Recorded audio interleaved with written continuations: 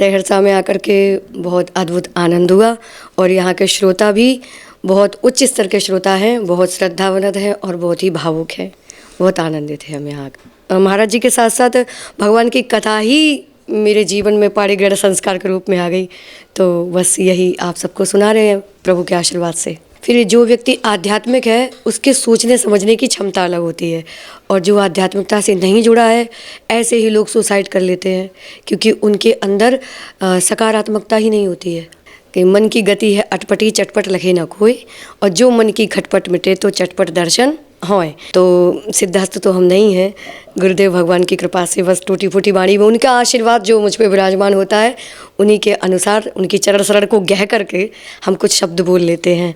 मैं तो गिरधर की मत वाली हो जी, मैं तो माधव की मत वाली, गुण गाऊंगी एक तारी हो श्यामल की मत वाली। अंतर्राष्ट्रीय ख्याति लब्ध कथावाचिका डॉक्टर शिवानी कृष्ण शुक्ला हमारे साथ हैं। 7 दिनों से सहरसा में कथा हो रही है, हालांकि 7वां दिन आज है, श्रीमद् भागवत कथा। तो डॉक्टर शुक्ला भी हमारे साथ हैं, जुड़ते हैं, उनसे बात करते हैं। कैसी हैं आप? बहुत अच्छे हैं। और सर्वप्रथम आप सभी के दर्शकों को जय श्री राधे, जय श्री कृष्णा। कैसा लगा सहरसा और कैसे लगे सहरसा के लोग? सहरसा में आकर के बहुत अद्भुत आनंद हुआ और यहाँ के श्रोता भी बहुत उच्च स्तर के श्रोता हैं, बहुत श्रद्धावनत हैं और बहुत ही भावुक हैं। बहुत आनंदित है हम यहाँ आकर। शिवानी जी, बहुत कम आयु है आपकी, लेकिन इस आयु में आपने कथावाचिका बनने का फैसला लिया। यह जुनून कैसे तैयार हुआ, यह फैसला कैसे लिया आपने? देखिए, व्यक्ति यदि सोचे कि हम कुछ कर पाएंगे तो ये असंभव है, लेकिन ठाकुर जी जिससे जो करवाना चाहते हैं, गुरु कृपा कहते हैं कि गुरु मेहरबान तो चेला पहलवान। तो गुरुदेव भगवान की ये कृपा भई है, उनकी कृपा से ही हम जहाँ पहुँच गए हैं। मुझे खुद ही नहीं मालूम था कि हमें क्या करना है क्या नहीं करना है, क्योंकि पिताजी की आज्ञा हुई थी कि मुझे पहले विद्यालय शिक्षा पूरी करके उसके बाद उनका एक स्वप्न था कि टीचर बनना है, तो वो मैंने उनका स्वप्न पूर्ण किया। लेकिन ठाकुर जी सत्संग करते करते, उनके भजन गाते गाते मन में कहीं कामना थी कि कभी हम ठाकुर जी की महिमा को गाएं। तो मुझे लगता है कि हमारे ठाकुर जी ने आंतरिक हमारी जो भावना थी उसको श्रवण किया और गुरुदेव भगवान की कथा सुनने का अवसर प्राप्त हुआ, और गुरुदेव भगवान के आशीर्वाद से पूज्य महाराज श्री हमारे जीवन में आए। तो ये समझिए कि बस महाराज जी के साथ साथ भगवान की कथा ही मेरे जीवन में पारिगृह संस्कार के रूप में आ गई। तो बस यही आप सबको सुना रहे हैं प्रभु के आशीर्वाद से। यह यात्रा कब शुरू हुई आपकी? वैसे तो बाल्यकाल से हम मीरा जी के पद गाते थे, गुरु वंदनाएं गाते थे, और जो छोटे थे विद्यालय में तो वहाँ जो सांस्कृतिक कार्यक्रम होते थे उनका भी हम प्रतिनिधित्व करते थे, तो सबका उत्साह मिलता था। और प्रॉपर रूप से भी 10 वर्ष से हम इसमें आए हैं अभी। आध्यात्म से जुड़ने का सबसे आसान तरीका अगर माने तो कैसे, आप क्या बताएंगी कि आध्यात्म से जुड़ने के लिए? देखिए, भजन जहाँ तक होता है या फिर भक्ति भाव होते हैं, और आध्यात्मिक रस में पूरी तरह से डूब जाना, तो आध्यात्म की लत कैसे लगे लोगों को? आध्यात्म का एक अनुभव है। आप विचार कीजिए, जो लोग पूरे दिन सोते रहते हैं और प्रातःकाल में नहीं उठ पाते हैं, उनका आप देखिए बौद्धिक स्तर, IQ लेवल, और जो बालक ब्रह्म मुहूर्त में उठते हैं, अपने माता पिता को प्रणाम करते हैं और पृथ्वी माता को प्रणाम करते हैं, तो उनकी 4 चीज़ें अपने आप बढ़ती हैं। आप उस बालक को देखिए और इधर छोड़िए। फिर जो व्यक्ति आध्यात्मिक है उसके सोचने समझने की क्षमता अलग होती है, और जो आध्यात्मिकता से नहीं जुड़ा है ऐसे ही लोग सुसाइड कर लेते हैं, क्योंकि उनके अंदर सकारात्मकता ही नहीं होती है। आध्यात्मिकता का पहला लक्षण है कि व्यक्ति के भीतर सकारात्मकता आएगी। यदि नेगेटिविटी बहुत परेशान कर रही है तो आप कुछ नियम फॉलो करके देखिए, सद्गुरु लोगों के शरण में बैठिए, अच्छे अच्छे प्रवचन सुनिए, अपने आप मोटिवेट होंगे। 7 दिनों की कथा लोग सुनते हैं या फिर 9 दिन की भी कथा होती है। कथा के दौरान जो है चित्त भी देखता हूँ कि जो श्रद्धालु आते हैं स्थिर सा रहता है, मन भी बड़ा पवित्र सा रहता है, लेकिन कथा के बाद फिर उनकी वापसी हो जाती है, जैसे वो पहले होते हैं उसी तरह के हो जाते हैं। तो आखिर कथा के बाद व्यक्ति में जो परिवर्तन कथा के दौरान होता है वह परिवर्तन लगातार बना रहे, यह कैसे संभव है? देखिए, ये तो मन की चित्तवृत्ति की बात है कि मन की गति है अटपटी, चटपट लखे न कोई, और जो मन की खटपट मिटे तो चटपट दर्शन होए। तो मन बड़ा चंचल है, लेकिन मन से भी ज़्यादा चंचल हमारे ठाकुर जी हैं। तो जब ठाकुर जी की कथाओं में बैठते हैं तो मन को, चित्त को वहाँ से खींच करके लाते हैं। जैसे कि उनका नाम है, गर्गाचार्य जी महाराज वर्णन कर रहे हैं, कर्ष्यति कृष्णा, जो हमारे चित्त को आकर्षित कर ले वही कृष्ण है। तो व्यक्ति के चित्त को वो स्वयं आकर्षित कर लेते हैं। तो जब व्यक्ति उनमें बैठा है सब तरफ से उसका मन शांत हो जाता है। लेकिन कथा के बाद जब जाते तो हमारी वृत्तियां हम पर हावी होने लगती हैं। इससे बचने के लिए जैसे हम कथा में शांत हैं, कथा के बाद भी शांत रहें हम, और हमारा जीवन आध्यात्मिकता की ओर रहे, उसके लिए जिस कथा को हम सुन कर के जा रहे हैं उसका मनन करते हुए जाना चाहिए। लेकिन वही बात आती है कि मन की गति हटपटी, तो कथा भूल जाते और हम संसार की व्यथाओं की चर्चा करने लगते हैं पांडाल से बाहर निकलते ही। और ये जो कथा का पांडाल होता है ये एक प्रकार से ऑपरेशन थिएटर होता है। जैसे शारीरिक रोगों के लिए हॉस्पिटल होते हैं, व्यक्ति हॉस्पिटलाइज्ड होता है, फिर उसका ऑपरेशन किया जाता है। लेकिन जो मानसिक रोग है, तो मानस रोग जो उत्तरकांड में कवि कुलकमल दिवाकर गोस्वामी श्री तुलसीदास जी महाराज जी ने वर्णन किए हैं, तो उन मानस रोगों का गुरुदेव भगवान की कृपा से, सदगुरु वैद वचन विश्वासा, तो वैद्य के रूप में गुरुदेव भगवान होते हैं, और वचन उनके अगर विश्वास के साथ हम फॉलो करते हैं तो हमारे जितने भी मानस रोग होते हैं उसी कथा पंडाल के अंदर उनका ऑपरेशन हो जाता है और हमारी चित्त की शुद्धि हो जाती है। शिवानी जी, एक बड़ा सवाल यह भी है कि सनातन हजारों साल पुराना है, सदियों पुराना, आप सदियों पुराना है, और उसके बाद के जो धर्म हुए उनके कई जो है राष्ट्र हैं, लेकिन इकलौता अगर हिंदू राष्ट्र हम लोग खोजें तो एक भी नहीं बन पाया। ऐसी वजह क्या मान रही हैं आप? इसकी वजह यही है कि गीता जी में हमारे ठाकुर जी ने स्पष्ट कहा है कि यदा यदा हि धर्मस्य ग्लानिर्भवति भारत। देखिए, धर्म तो एक ही है, वो है सत्य सनातन धर्म। उसके बाद सब पंथ हैं, लेकिन भगवान पहले ही कह करके गए, उद्घोषणा कर करके गए हैं कि यदा यदा हि धर्मस्य ग्लानिर्भवति भारत। जब जब इस भारत में, देश में, सृष्टि में धर्म की ग्लानि, अब धर्म की ग्लानि यही है कि हम छोटे छोटे पंथों को, अपने अकॉर्डिंग बनाए हुए थॉट्स को अपना हम धर्म का नाम दे देते हैं। तो धर्म वो नहीं है, मनमुखी आचरण को धर्म नहीं कह सकते कि हमने एक छोटा सा कबीला बना लिया, 10-20 लोग जोड़ लिए और बस हमने ढिंढोरा पीट दिया कि ये धर्म हो गया।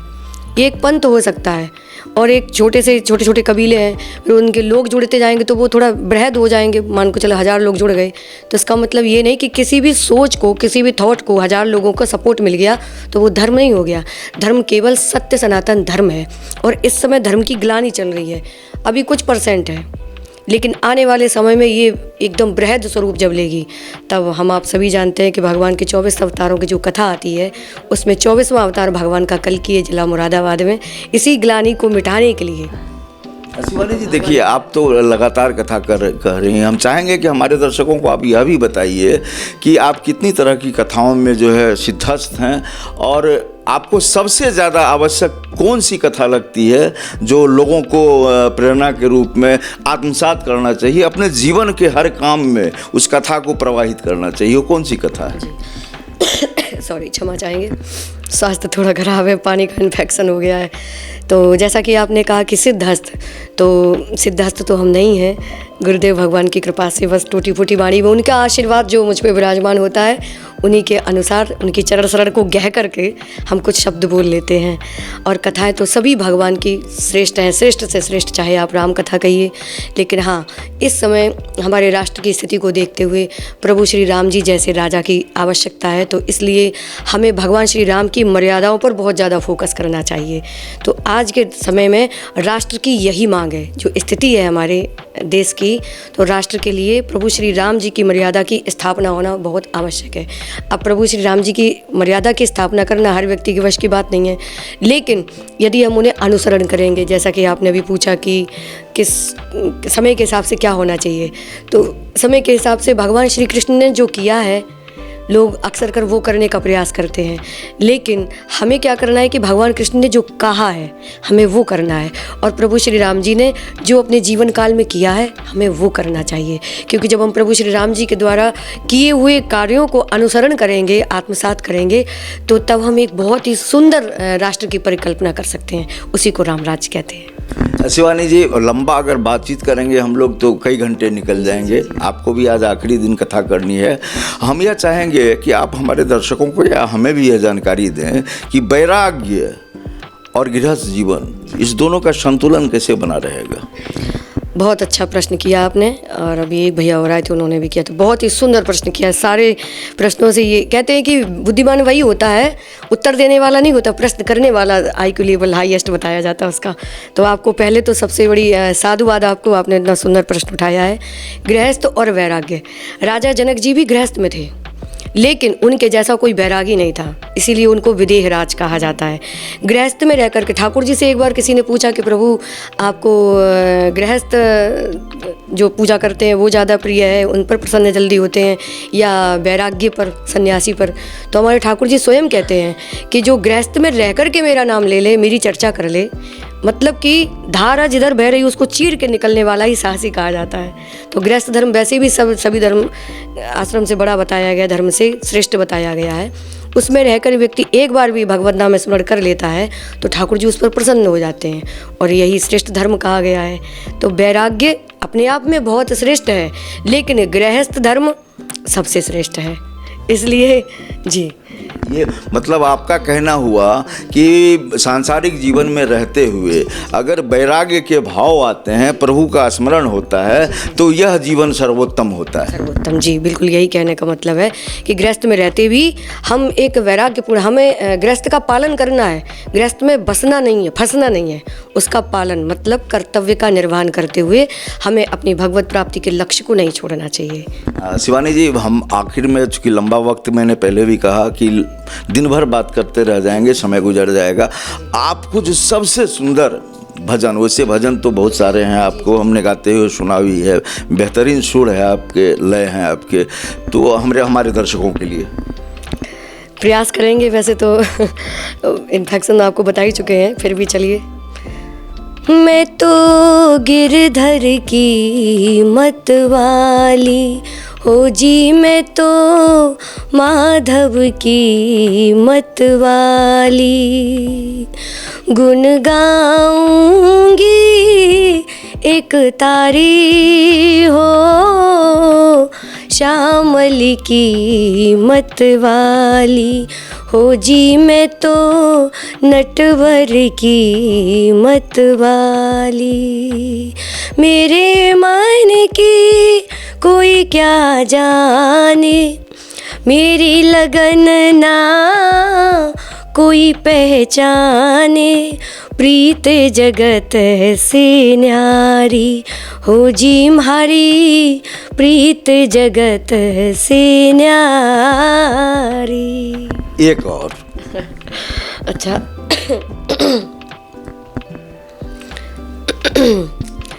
मीरा जी का ही पद है, बहुत ही प्यारा सा पद है, अपनी माँ से कह रही हैं वो। सावरिया मन भाया हो, सावरिया मन भाया रे, सावरिया मन भाया मयूरी मोरा गिरधारी मन भाया रे, सावरिया मन भाया हो, सावरिया मन भाया रे। आखिरी सवाल शिवानी जी, आप शादी कब करने वाली हैं? आपको बता दें, हम विवाहित हैं जी, हम विवाहित हैं ठाकुर जी की कृपा से। यही तो आपको मैंने अभी बताया। हमारे दर्शक देखिए, हम यहाँ बातचीत कर रहे हैं और हमें पता भी नहीं चल पा रहा है कि शिवानी जी पहले से विवाहिता हैं। और इसका मुख्य कारण जाता है, कहते हैं कि पिता की लाडली तो सभी होते हैं, है ना, पिता के लाडले सभी होते पर जो पति के लाडली होते हैं तो चेहरे पे दिखता है। तो हम पर ठाकुर जी की कृपा और पतिदेव की पूर्ण कृपा है। जिस प्रकार हमारे देश में एक सूत्र दिया जाता है, यत्र नार्यस्तु पूज्यन्ते रमन्ते तत्र देवता, तो इस सूत्र को हमारे पूज्य महाराज श्री ने मुझे फ्रीडम दे करके और मेरी कला है और मेरी जो विद्या थी उस पर किसी प्रकार का बाउंडेशन नहीं। यहाँ पर मुझे देखिए, आप पिताजी के विषय में तो वो जन्म देने वाले माता पिता के विषय में तो मुझे कुछ बोलना नहीं है, आपके सामने उदाहरण है।